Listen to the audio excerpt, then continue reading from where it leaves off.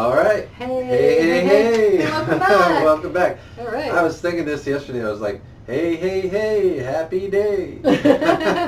Well, Jeannie, my sister, said, it's hey, it's Fat Albert. Remember that old show? Well, now that's a good comparison of two types of thought. I do remember that show. And I do too. I used to go around saying that. It's pretty un-PC now because you know who was in that. Yeah. Right? What's his name? I don't recall. I can't remember his name, but he's in prison now or something. Oh, really? Yeah. Okay. You know what I'm talking about. I don't know. Oh, gosh. Bill Cosby. Okay. Yeah. But anyway, let's move past that idea. All right, so today we want to talk about achieving your goals by forgetting the past. Ooh. It's a pretty good one, right? Forgetting your past. Yeah, you have to. Is that even possible to forget your past? Well, to a degree. Yeah. I mean, I guess you could if you really wanted to, right? Well, erase it. I suppose it could be pretty, it can be simplified to the idea that you can replace those thoughts with new thoughts, right? So. Yeah, I mean, it's where you focus, right? Mm-hmm. I mean, we talk a lot about, obviously this health and wellness channel, and we help inspire people to have a better fitness, but part of what holds people back so much, it's like they have one foot in the past all the time. Yeah. Either talking about how good they used to be, or how they failed over and over again. Well, you know what I've done? I've been like the guy who's dragging his foot in the past. Yeah, right. Yeah, that's what I mean. You have one foot in the past, dragging it along, with right? you. It's Yeah, like, right. oh, I always fail. Oh, I never could do this. Yeah. Oh, I never lose weight. Or if I do lose weight, I just gain it back. I mean, it's like that whole past keep determining your future, because you keep living in it. So you have to forget it to some degree. Well, one of the things that I found that's very helpful for me, and I know that it's been helpful for a lot of other people too, as I've listened to some of the teachers I listen to, is that they've taken full responsibility for everything that's happened in their past. Good, bad, indifferent, however it made itself appear into your life, as a result of, even if you think that, you were victimized in some way, that by just taking responsibility is not accepting the guilt of it or the in that blame. regard, the blame. It's a responsibility in the sense that My choices. yeah, my choices opened up doorways for these things to appear in my life. So I attracted these things into my life, and regardless of how that was done. I'm going to take full responsibility moving forward from here. That really gives us a basis, a foundation for being able to forget the past. And I love the analogy of the boat. So yeah, I like the analogy of the boat too. It's kind of like if you're, if you want to sail from point A to point B, whatever those points are, and you can relate this to your fitness. You want to get from where you are now, X pounds, to however many pounds you want to be, which is point B, right? So however that distance is, doesn't matter. It's all the same really, because you're trying to get from point A to point B. So the only way you can do that is by steering your boat or steering your course of your life, stay the course in direction of point B. Otherwise you can't get there if you don't know where you want to go. So first you have to have that place to find where you want to go, and then you have to steer towards that, right? And if people are dragging the past behind them, it's like the wake of the boat. You can see all the ripples and everything going on back there. But that can't steer the boat, those ripples. There's no way the wake of the boat can steer you forward. Right. Only yourself, your steering, can steer you towards your goal. Yeah. So if you forget the past, that's just the wake, that's what's behind me, that's how I got to the point I'm at, and steer the way you want to go, make new choices, new decisions, have new plan of action, stay that plan, knowing where you want to go, that can get you there, right? Right. And you could say, oh, I've gone off course before. I let the wind take me this way. I let the storm take me away from my course. Whatever life storm is, right? That doesn't matter because that was the past. Today you have a new choice, a new set goal, right? A new set of responsibilities for yourself to get you there.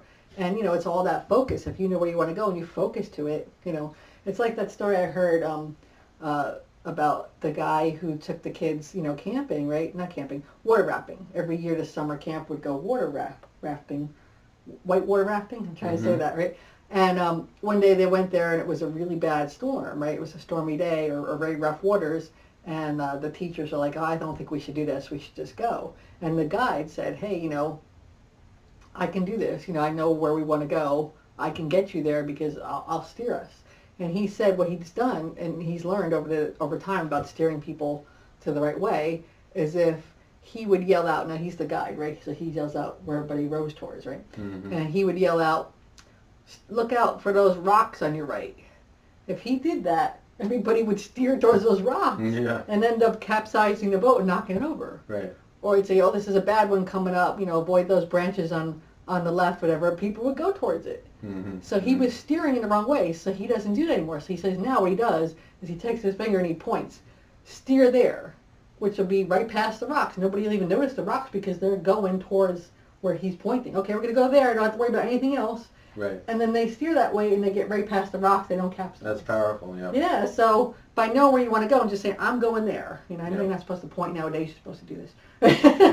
But sometimes you have to point. "I'm going right there. I know where I'm going. I'm going to 133 pounds. I know where I'm going.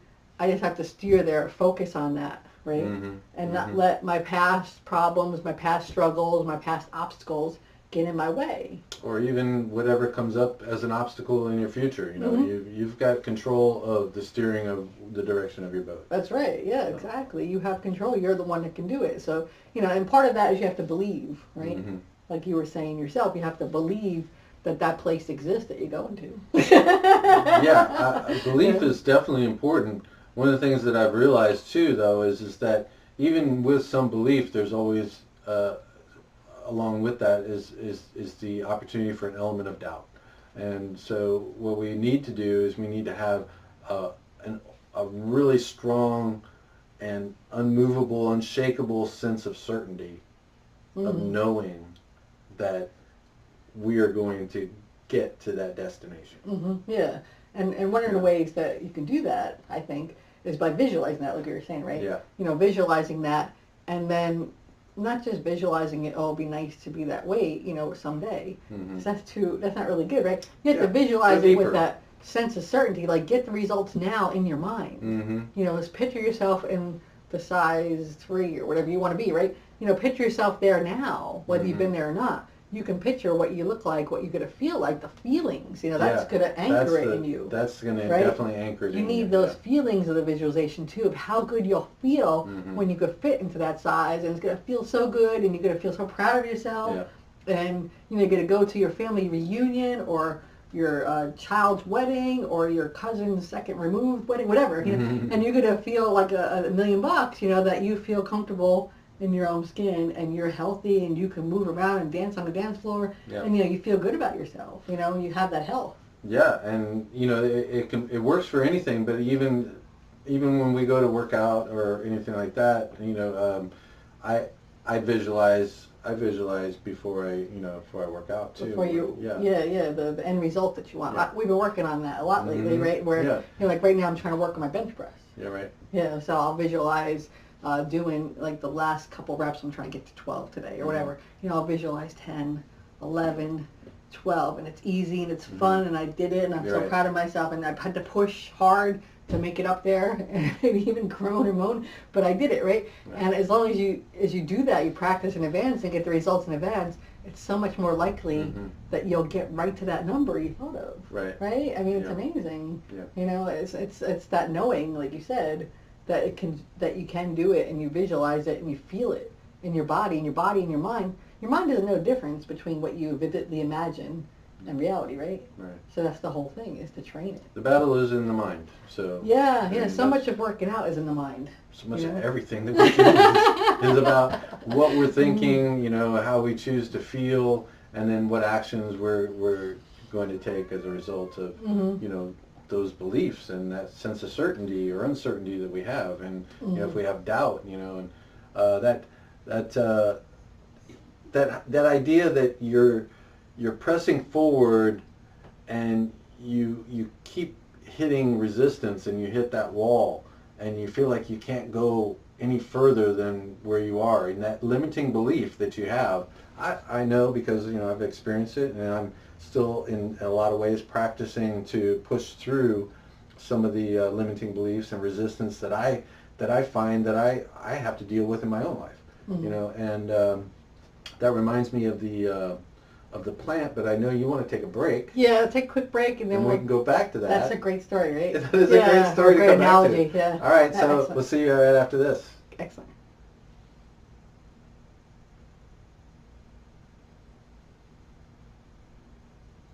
All right. Hey, welcome back. Welcome back. Excellent. Welcome back. Yeah, that was good what you were saying about how we struggle against that resistance, and that, like you said, it brought to mind that idea of the plant analogy, right?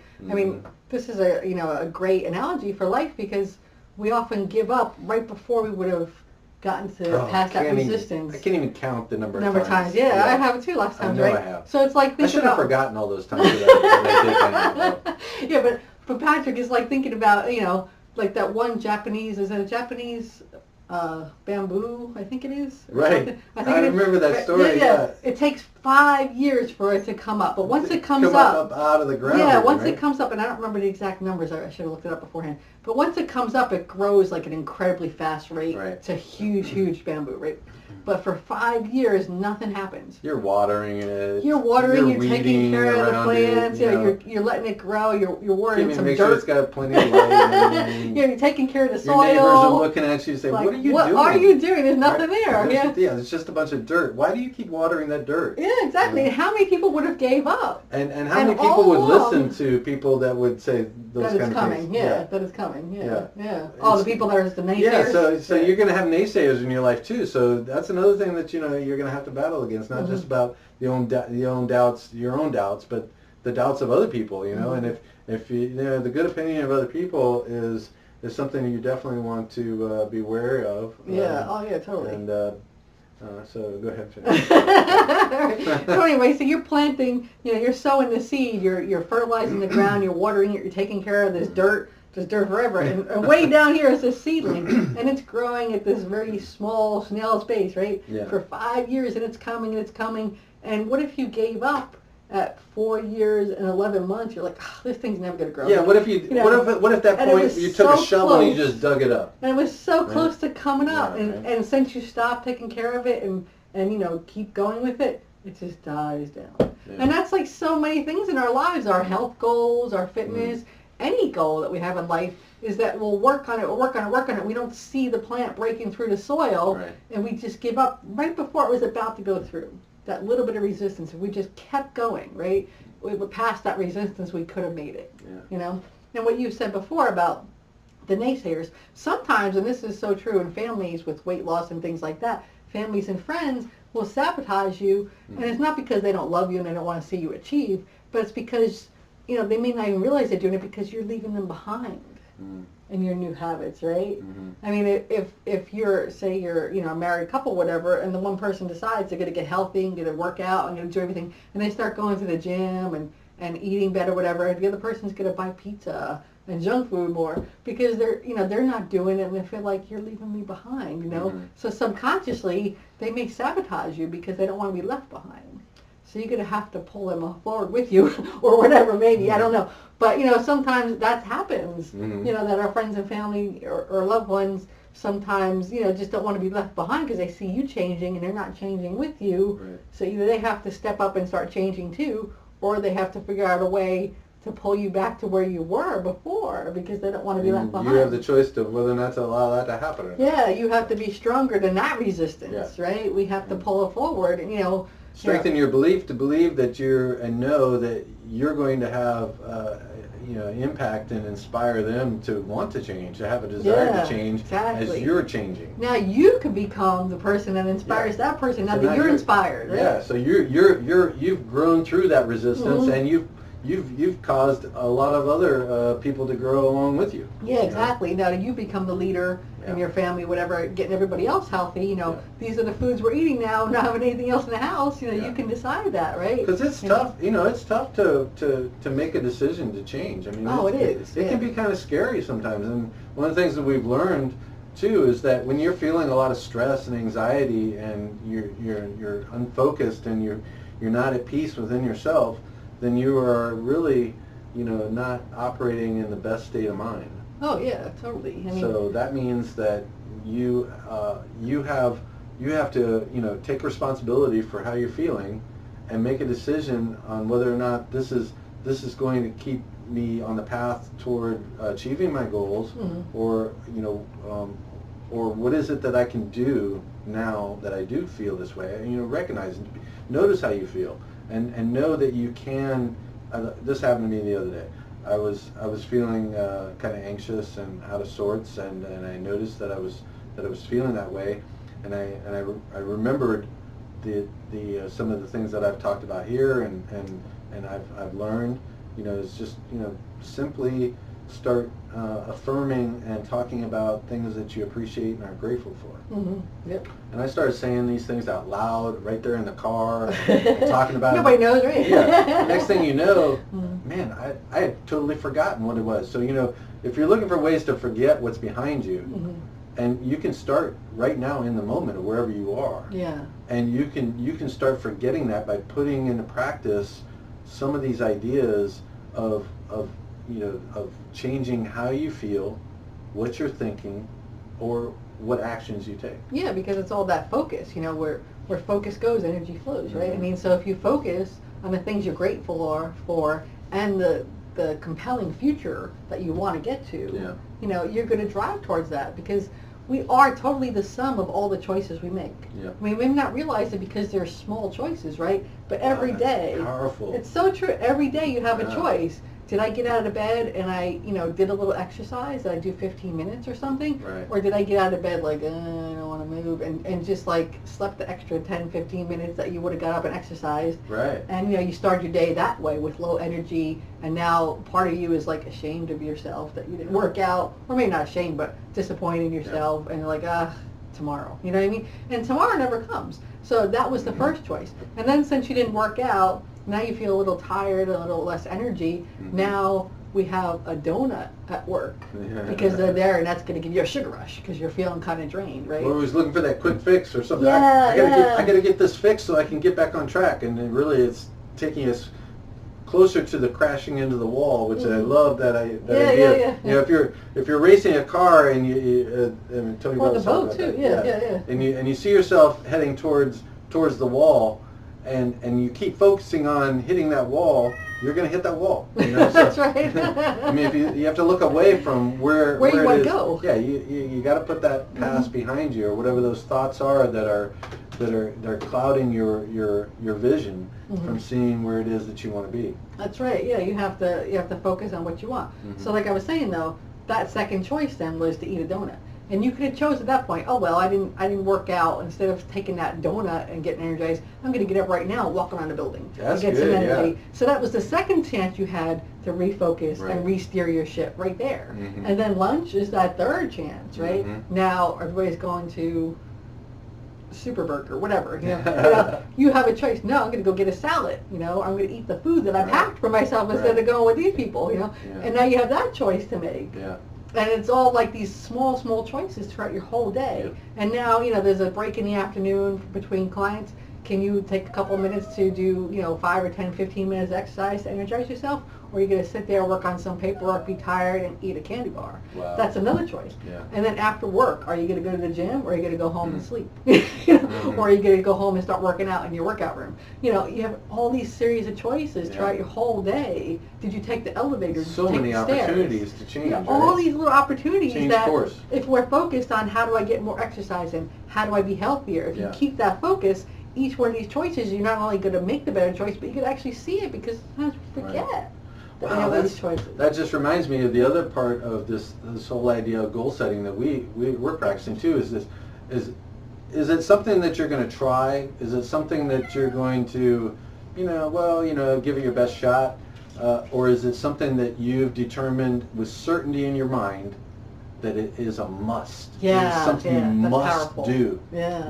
If you've given yourself an out, you're going to take the out. Take it, right? You're going to take that path of least resistance. And believe me, I know. If I don't say with certainty and knowing within myself that I'm going to do something, then I've left myself a lot of flexibility to not do it. Yeah, exactly. I'm probably not going to do it. I mean, there's no certainty there. So you make it a must. Some of these things you have to determine if it's important enough for you to change, if it's important enough for you to be healthier, if it's your must, if it's something you must do. I am so sick and tired of feeling the way that I do. Yeah, I'm so sick and tired of looking at myself and feeling like I could feel better and know that I can. Exactly. But I haven't made it a must to do it. Exactly. You I know? didn't make it a must to get up in the morning Right. and do that 15-minute workout. I'm still working on, pushing myself. I'm not talking about you. I'm talking about any of us. No, but I know. But I mean, I don't want to come across as though like, oh yeah, I've accomplished all these things, and I'm not still having to practice or to move myself forward by even practicing these things that we're talking about. Mm-hmm. Yeah. I mean, it's something you're going to do to continue that flow of moving forward for the rest of your life. Yeah, really. Every choice, if it's a must, every choice. It's going to be great. It's going to be awesome. It's going to be awesome, that's right. But every choice is that if you make it a must, every choice becomes automatic. It's like I have to work out. There's no choice. I just have to. Sorry, Yeah. It's like make it like an appointment in your book.